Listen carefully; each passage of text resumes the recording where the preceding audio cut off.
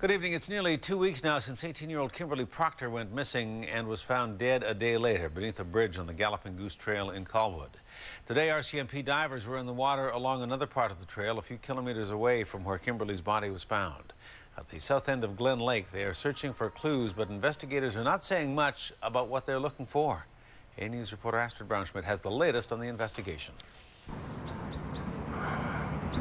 RCMP divers scour the bottom of Glen Lake and the shoreline looking for information related to the murder of 18-year-old Kimberly Proctor.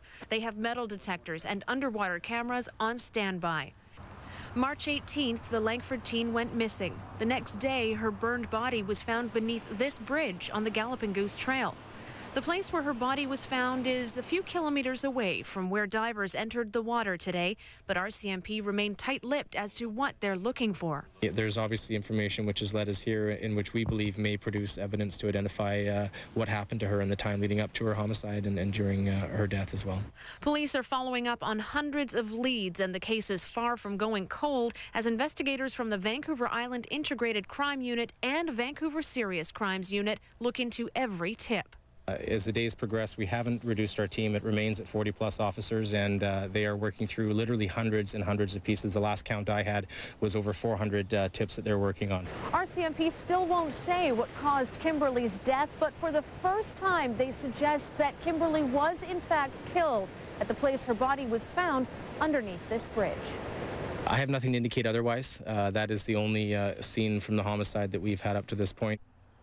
As they search the shoreline of Glen Lake, police say they are certain that Kimberly was last seen Thursday, March 18th at the Langford bus exchange. They know she got off the number 57 bus. From there, her movements haven't been confirmed.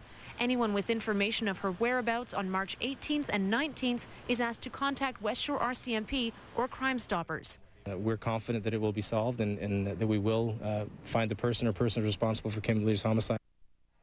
Astrid joins us now with more on the story. Astrid, tell us a little bit more about the site. How far away is this search site from the spot beneath the bridge where Kimberly's body was located? Well, Corporal Lagan says that it would take someone a good hour to actually walk between the two places on the Galloping Goose Trail. You'd have to be going at a pretty good pace as well, Hudson. And did they get what they were looking for? Do we know? Will the divers be at Glen Lake again tomorrow?